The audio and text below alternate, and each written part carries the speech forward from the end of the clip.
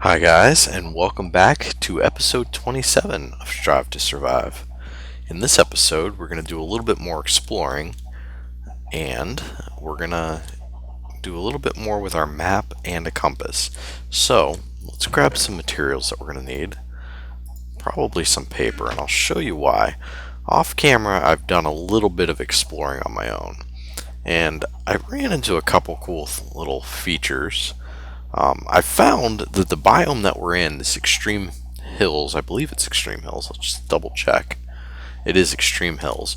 This biome is very weirdly generated in that it has a lot of those mountains that kind of just appear out of nowhere in thin air, like the one that we're looking at over there. So there's a lot of that, but also down in the very bottom right, there is a nice little thing right past that white area, which is the tundra biome, and that's where we're going to head to. But first, I want to see if we can make our map a little bit bigger since we've pretty much explored all this. So let's take a look, and we'll try to expand it by putting more paper around it. And it looks like you can do that. I'm not actually sure how many times you can zoom out. And we might have just wasted a bunch of paper, but let's see. And it looks like we're okay. Maybe. Or maybe it just... I can't really tell. It looks like we zoomed out so far now that... well, it seems like there was a very big difference between the map that we just had and this one. So, because it almost looks as if that entire area that we had explored is right there on our map. So I don't think we're going to try to zoom out any further. But this will come in handy because we'll at least be able to see which way we're facing, and we know that the middle of the map is back towards our base. So no more zooming out on the map. We are going to grab some things and make ourselves another compass because we know that our start location is somewhat close to here. And we need one of those, and actually that's plenty of iron that we already have. Yeah, we know that our start location is somewhat close to here. It's actually over that way a little bit, but it's definitely on the map. So if we get lost, we can just navigate back to the start location, and then from there back to our base. So make ourselves a compass, and that's good. We're going to sleep real quick. And then we're going to set out and do some exploration. And another thing that we're going to craft before we leave is a fishing rod. That way if we come across any water, which I'm sure we will, we can try to fish. So the fishing rod is 3 sticks up like that, and then 2 pieces of string. We'll get you a fishing rod. So let's go ahead and put that in place of that. So you can do some nifty things with this, and let's just give it a, well, this is actually perfect. So you can actually catch monsters with this thing and kind of pull them over to you or lead them around, which can be useful for pulling them into traps. But I think we're just gonna take care of this guy. Maybe we'll get some of that fancy armor that he's wearing. Nothing? Something? Nothing. Alright, well, we got nothing from that guy. We could probably fish right there, but we're going to head out a little bit and see what we run into.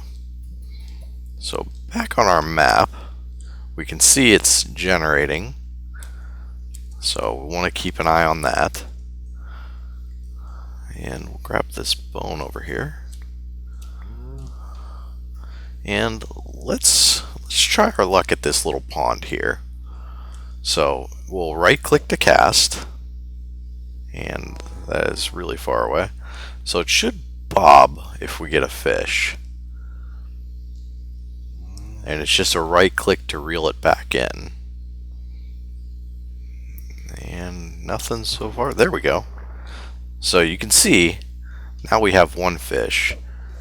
And we'll try that again real quick. And we'll wait for it to bob. It's kind of tedious fishing, but you can get, that's the only way to really get fish, and the only way to tame the cats is with fish. So there we go. So you can see we got 2 fish that way. And in the upcoming expansion, the 1.7 release of Minecraft, there's going to be different types of fish. But currently there's just the one type, the type that we're working on, well, the type that we got right now. Actually, I'm going to go over this way towards our little ice area here, well, tundra area I should say. And I'm looking for something very specific, and it's actually the spawn location. Well, I think that's it right there. Let's verify that. I believe that this little beacon right here is the spawn location. So let's pull out our compass, and it is. So you can see how the white arrow on the compass always points towards this. So that's what our compass will lead us back to, and from there we can very easily get back to our house. But we'll use the map as well, and we can see it's generating out. So, but really the reason I'm over here is this is where I left my trail to get back to what I wanted to show you guys this episode. So we'll just kind of follow these torches and keep our map out so it keeps generating.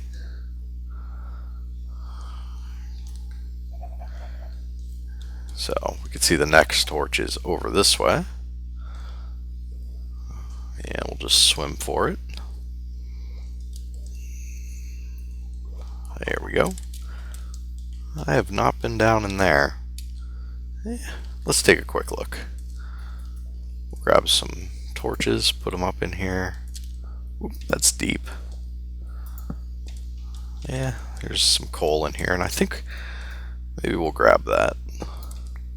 Now, this is just a stone pickaxe that I've put a level 1 enchant on and gotten efficiency 1, which actually makes it pretty decent. So that's what I've been doing with my levels, is just enchanting some of the stone tools, which is kind of a waste, but I'm only putting the level 1 enchants on them, and it makes them a little bit better. So, and let's head out of here. Head over this way. So we have some more of this weirdly generated water that should, in theory, be spilling over into this area, but is not. So let's see if we can help Minecraft along a little bit. There we go. If we do that, it kind of breaks that generation there and actually allows the water to flow down in there, which there's no point to, but did it anyways, because that's what we do. So we'll head over here. Hey, there's some eggs. Oh, so you can also, I believe you can, yep, you can catch chickens. Now it's not as good as a lead, and I'll show you guys leads down the road if we ever find any horses, but it's a primitive lead, I guess. So we'll let him go.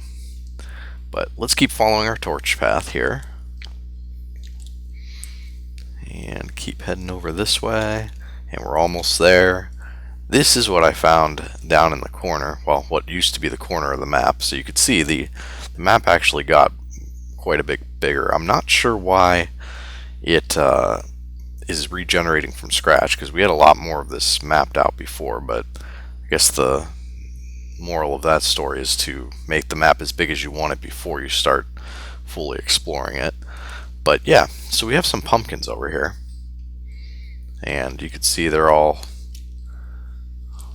kind of weird in this texture pack. They look like jack-o'-lanterns in this texture pack, but we'll go ahead and break them, and I'll show you some of the cool stuff that we can do with pumpkins.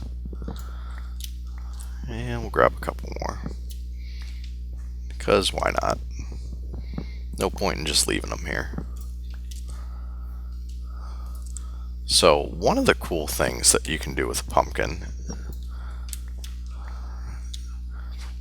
is, well, we can take a torch and combine it with one of our pumpkins. Well, if you just take one pumpkin, that's how you get seeds and grow more pumpkins, which we'll do later. But if you add a torch like that, you'll get a jack-o'-lantern, which is actually a light source. So if we put him down, put him right here, you can see he's lit up. And we'll kind of play around out here until nighttime so you can see how much light that actually provides. Maybe we'll do a little bit of fishing or something. But first, I want to go over here and show you guys one of the other cool things you can do with pumpkins. We'll go for a quick dip in this pool. So you can see these blocks in front of me are ice, actually. And then we have snow here, and the snow is what I'm after. So you need a shovel to get the snow, and you can get snowballs with snow, which you can throw, but that's not what we're gathering them for. We have something better in mind, and that might be enough. I think that's enough. So let's do, if we take these snow and combine them like that, you'll get snow blocks. And if we take our pumpkin, I believe this is an accurate recipe. At least this is how you would make an iron golem, assuming these were iron blocks here instead of snow. You would take them in that formation, take a pumpkin, put it on its head, and it would turn into an iron golem. I think this will create a snowman. And it sure does. So, a nice little snowman there. And we don't need that block anymore, or this one. Hi there. So he will actually attack enemies. You can see he lays down snow wherever he goes. And he will attack, well, now he is stuck because he is silly. Got himself stuck in that little hole. But, yeah, he will throw snowballs at enemies. So, he could be, I guess the snowballs won't kill enemies, but he could be an early warning system if we built a couple of them and put them in fences around our base. But it's not really that important. So I'm going to spend a little bit of time fishing here with our new friend the Snowman. And once it gets dark, I'll show you guys exactly how much light that jack-o'-lantern puts off. So give me a few minutes, guys. I'll catch up with you in a bit. Okay, guys, you can see it's starting to get quite dark. And our friend the Snowman has actually managed to get out of his little hole that he was in, and he's kind of standing guard for us. So I'm hoping we get attacked by something and he can show how he will throw snowballs. And you can see that not every time the bobber bobs, I'm not always going to get a fish. It's not 100%. So, and I think it kind of depends on where you're fishing too. And the time, well, you can see our jack-o'-lantern up there providing some light.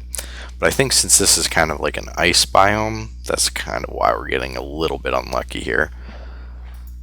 Yeah, so I'm going to kind of give up on that, and hopefully something will come attack us and our snowman here.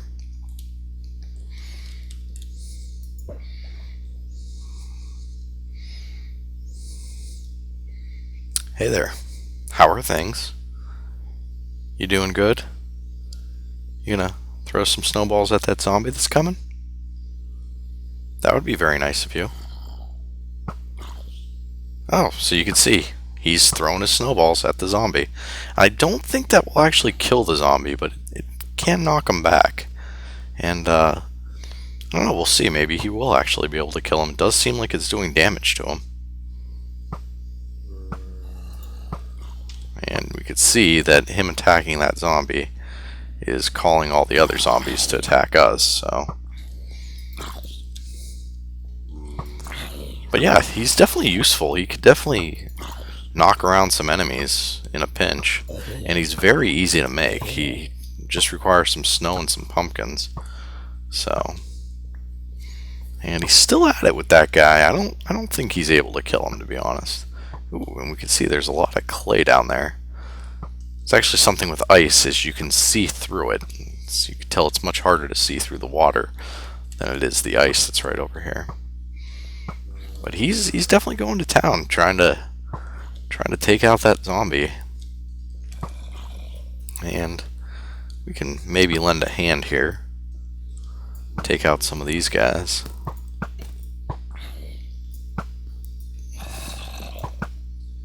There we go. And we can see that zombie got past him. But yeah, I don't think he's actually able to kill him. You can see he's been attacking that same zombie for quite a while, and without much success. Ooh, hey, we got some more zombies over here coming in to join the party. I'm gonna let them get on the ice, and ooh, hey, get jumped from behind. Because I'd kind of like to collect some of their experience here. I'm pretty sure those other zombies are right behind me. Yeah, they sure are. Yeah, so I've got this sword with knockback, which is convenient for creepers, very inconvenient when you're trying to gather experience, because it just knocks them back, usually into the water. Which, I mean, you can see all those experience orbs down there. It's kind of hard to go down there and gather them.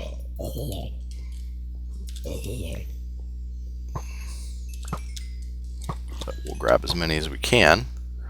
And he is still fighting that same zombie. So, yeah, he's definitely not able to kill him. But, well, we'll leave him there to fend for himself. And we'll grab some of these. Head on up this way. And check out our pumpkin. And then the last thing we'll do is head back to the farm and start growing some pumpkins. So you can see it gives off a decent amount of light. Yeah, it definitely gives off a decent amount of light. I think it's almost the same as glowstone. Might be a little bit less, or maybe even the same amount as glowstone. So, but we're going to keep this, so we'll use our other pumpkin to break it. And I'm pretty sure, yeah, jack-o'-lanterns are always jack-o'-lanterns. I don't think you can split them up or anything once you've done that. You can't turn them into seeds or anything like that either. So, let's grab this. Yeah, I see you, creeper. So, we'll head back over this way. Back along our little torch path here. And we can see that zombie just spawned in. Get out of here. But yeah, you can see that the knockback sword is very convenient against the creepers, because it knocks them back with knockback 1 just far enough so that they won't explode. But when you're fighting anything else, it's kind of annoying. So, oh, and I'll demonstrate that we can also throw snowballs. And they don't do much damage. So, you can see why that our friend, the Snowman, was having so many problems trying to get rid of that guy. Oh, we're having some world generation failure over there. Whoop. And we're getting hit. And let's just head back this way. And hopefully the world will generate. We can see our house. And what's under it, that's kind of... Ooh, that's actually not there. Good thing we stopped. Yeah, sometimes when you're recording and playing Minecraft, the game struggles to keep up a little bit. So that's why you'll get areas like that you can see through. But yeah, we're headed back to the farm now. And we'll kind of fight these guys and gather up a little bit of experience, because as you can see, I'm down pretty low experience-wise right now. And then once it's daytime again, we will go ahead and plant some pumpkins. So, well, let's just face off against some random guys. The knockback sword is also pretty ineffective against skeletons, because when you're fighting the skeletons, you want to be in close proximity to them, because they can't really do as much damage to you if you're real close attacking them. If you're knocking them back, then they have a chance to shoot at you. Luckily, we have protection armor, or I'm sorry, not protection, but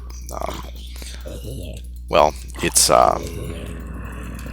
basically ranged armor. So you can see it all has projectile protection on it. So that's why we don't take very much damage from the arrows. And another thing that we haven't really ran into too much is Endermen. I don't even know that we've seen any. Well, we definitely haven't fought any, but I'm not even sure that we've seen any in this area. I know I've seen a couple off camera, but haven't really done anything with them because I wanted to catch that on camera for you guys. But the Endermen are a taller enemy. I believe they're 2 blocks tall, and their thing is they like to teleport. So, and they like to steal blocks. So they'll come along and just grab a random block out of here and walk off with it. But yeah, they're kind of a harder enemy to fight. You cannot use the bow and arrow against them. It's physically impossible to hit them with the bow and arrow. So you have to use a sword. I got a little bit too close to that guy. But you have to use a sword when fighting them. And they like to teleport around, so it's kind of a pain to try to fight them in general. There we go. Take care of him real quick. And we'll gather up some of this dirt because I want to repair this area since it's so close to our base.